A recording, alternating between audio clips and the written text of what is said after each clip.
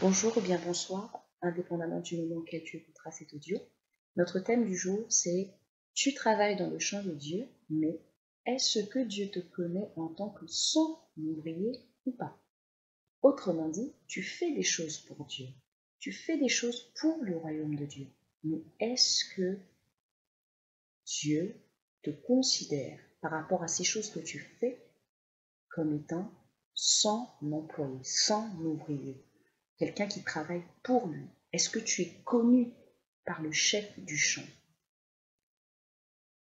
C'est la question à laquelle je t'invite de réfléchir et nous allons y répondre et chacun de nous y répondra à la fin de cet audio. Dans sa lettre aux Éphésiens, voici ce que Paul l'apôtre leur écrit à partir du verset 8, Éphésiens chapitre 2, verset 8. « Car c'est par la grâce que vous êtes sauvés, par le moyen de la foi. Et cela ne vient pas de vous, c'est le don de Dieu. Ce n'est point par les œuvres afin que personne ne se glorifie. » Verset 10 qui nous intéresse. « Car nous sommes son ouvrage, ayant été créés en Jésus le Christ pour de bonnes œuvres que Dieu a préparées d'avance afin que nous les pratiquions. » Pour de bonnes œuvres que Dieu a préparées d'avance afin que nous puissions les pratiquer. Est-ce que dans ce que tu fais pour Dieu, est-ce qu'il s'agit de ces bonnes œuvres que Dieu a déjà préparées? Ou est-ce que, dans le fond, tu fais ce que tu veux, comme l'image qu'il y a en fond de cette vidéo? Je fais ce que je veux. Et ce qui est le plus terrible, c'est que dans le cas présent, nous ne sommes pas en train de parler des mauvaises choses en apparence. Nous ne sommes pas en train de parler de ce qu'on peut considérer comme étant les péchés. On parle du fait de faire des choses pour Dieu. Mais il nous faut noter que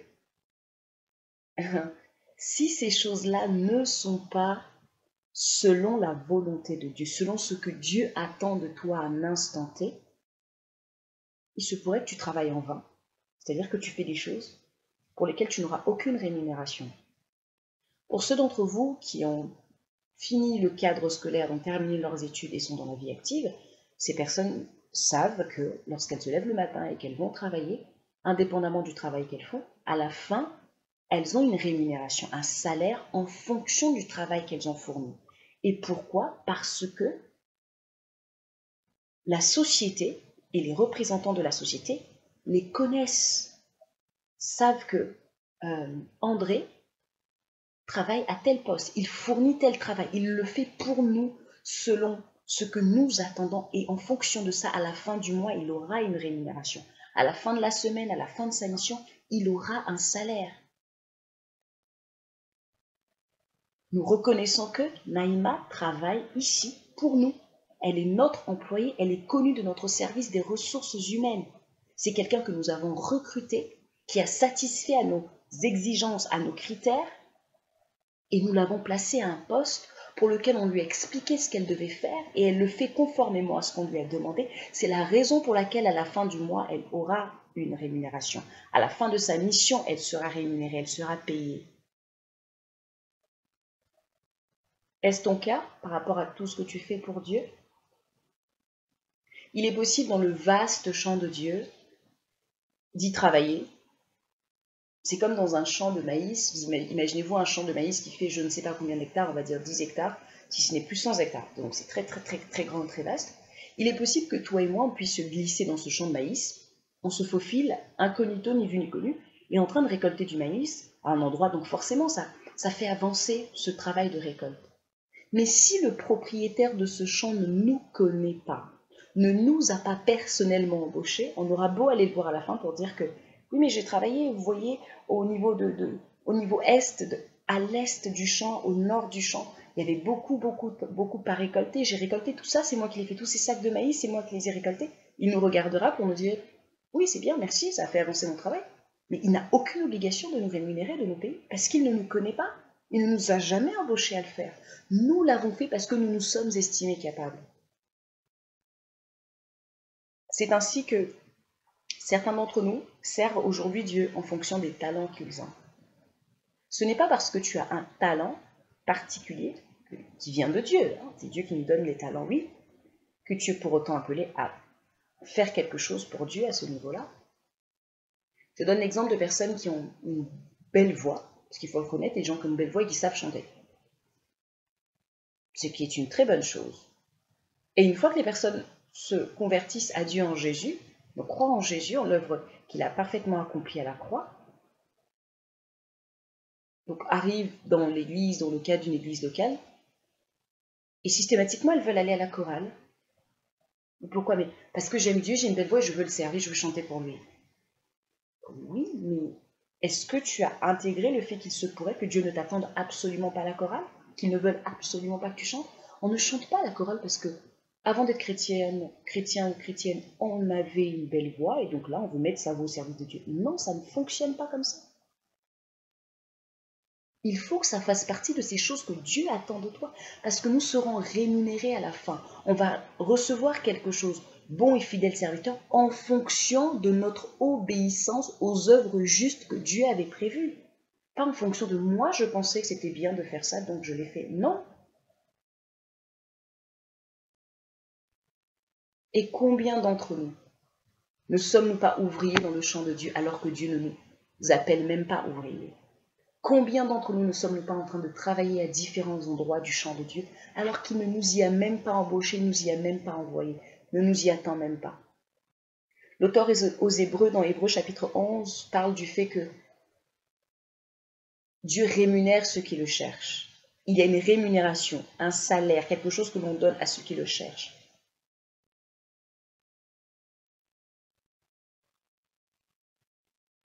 Et certains d'entre nous l'expérimentons, ne recevant aucune rémunération de Dieu. Cette rémunération prend différentes formes, et je pense que l'une de ces formes-là, c'est une connaissance encore plus profonde et différente, et plus approfondie, et plus tangible de qui est le Dieu que nous servons. Parce que nous faisons ce que nous voulons, nous ne sommes même pas ses ouvriers, nous travaillons à notre manière, nous travaillons là où nous voulons travailler. Je me suis retrouvée dans des cas de figure où il y a eu des projets qui ont été énoncés, notamment des projets pour écrire, que ce soit écrire, je pense qu'il y avait dans un deuxième temps une notion de blog, mais au début, comme un magazine chrétien, un journal chrétien. Et donc le projet avait été soumis, nous étions en petit comité, de sorte que ceux qui aspiraient, ceux qui voulaient travailler, puissent travailler, c'est pour l'avancement de l'œuvre de Dieu. Je suis restée assise. Et je pense que la plupart de ceux qui étaient là, y compris les gens qui portaient ce projet, savaient très bien que j'écrivais. Savaient que je tenais un blog et que j'écrivais.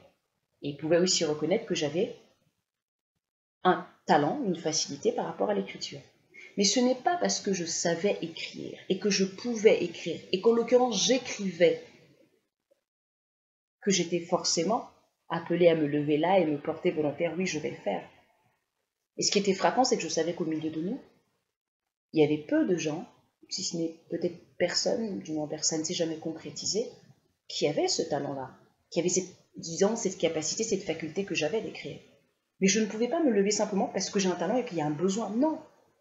Un frère que j'apprécie beaucoup m'a dit un jour, tout besoin identifié n'est pas un appel à servir.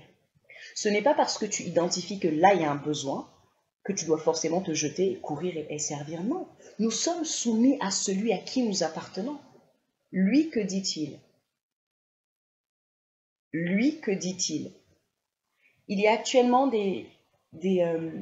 je suis actuellement des vidéos par lesquelles je suis particulièrement aiguisée dans ma foi, d'un serviteur de Dieu qui est un prophète dans le monde anglophone, et de voir combien ce que Dieu agit avec lui, mais des choses frappantes. J'ai vu par exemple le récit que nous voyons dans Actes chapitre 13, avec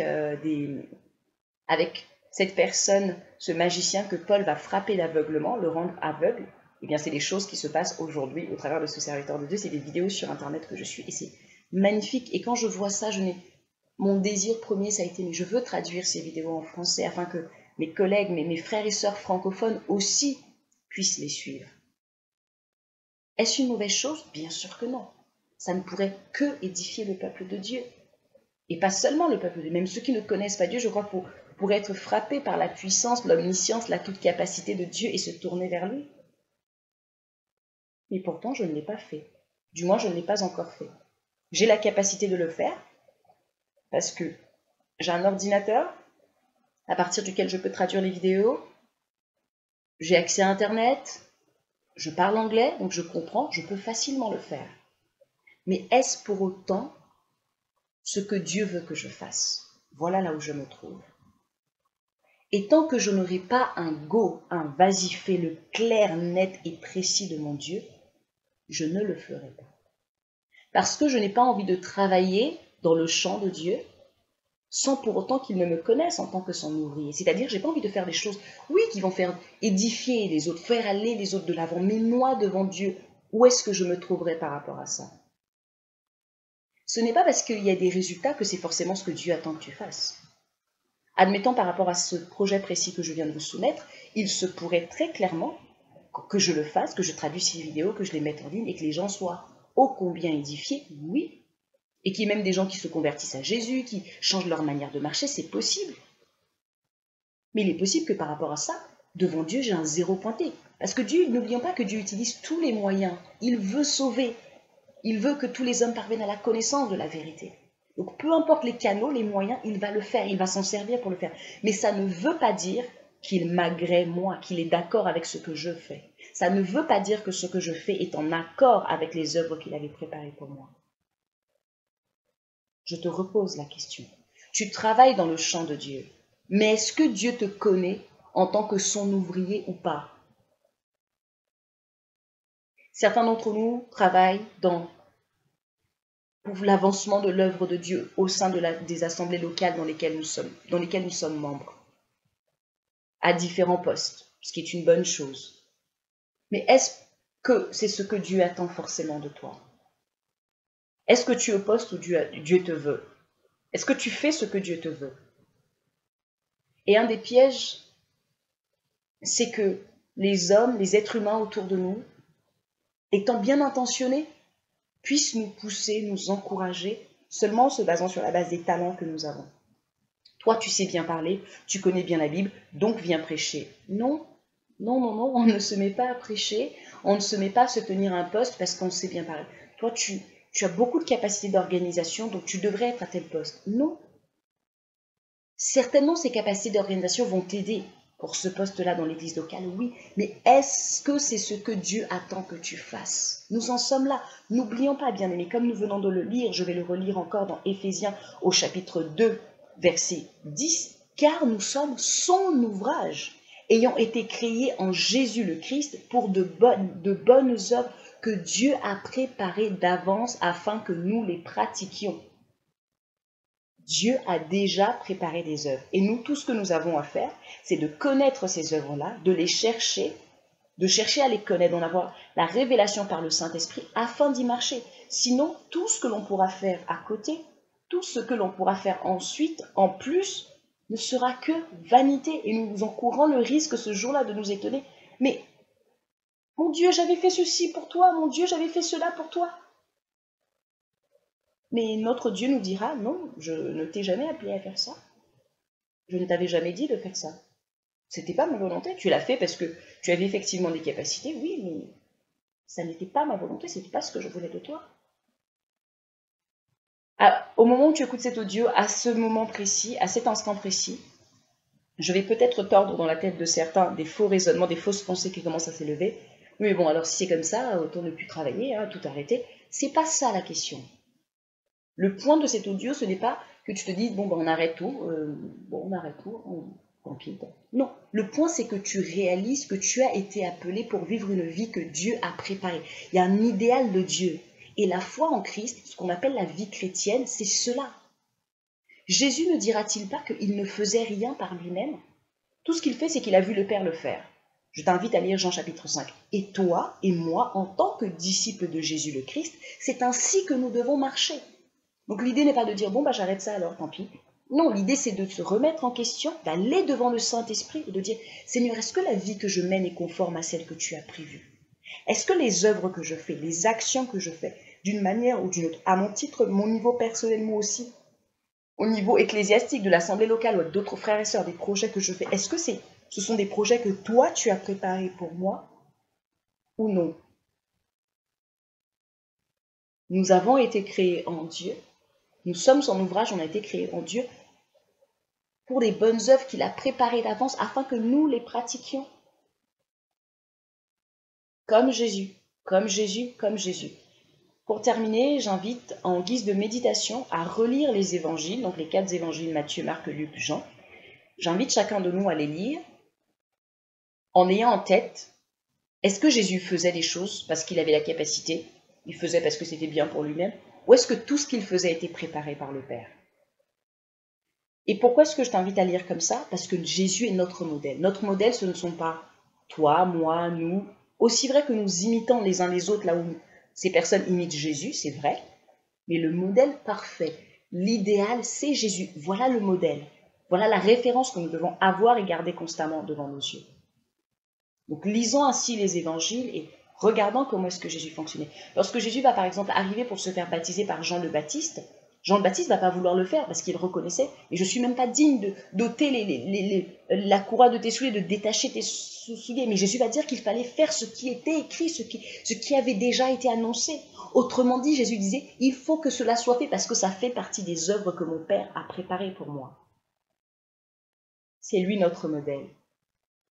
Où en sommes-nous par rapport à cela?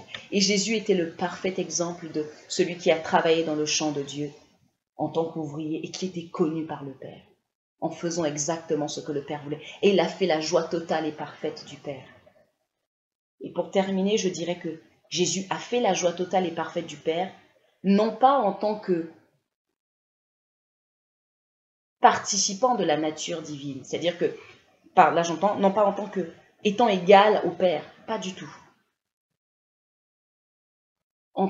Il l'a fait en tant qu'homme, soumis au Saint-Esprit, rempli par le Saint-Esprit. Autrement dit, on ne pourrait pas l'imiter. Ce serait injuste que Dieu nous demande, imitez Jésus qui est parfait, parfait, parfait, qui n'est soumis à aucune faiblesse. Non, Dieu est un Dieu juste. Et Jésus est l'archétype, le modèle type de l'homme rempli et soumis au Saint-Esprit. Voilà les résultats. Et voilà ce à quoi nous sommes appelés. Notre standard, c'est ça. Notre référence, c'est ça. Et rien en dessous. Tout ce qui est en dessous ne compte. Ça doit être ça, comme Jésus, comme Jésus. Et si tu as déjà ce genre de pensée, tu cultives déjà ce style de pensée, tu verras qu'il y aura une différence dans ta vie. Commence à te comparer à Jésus. Nous ferons certainement d'autres audios, peut-être.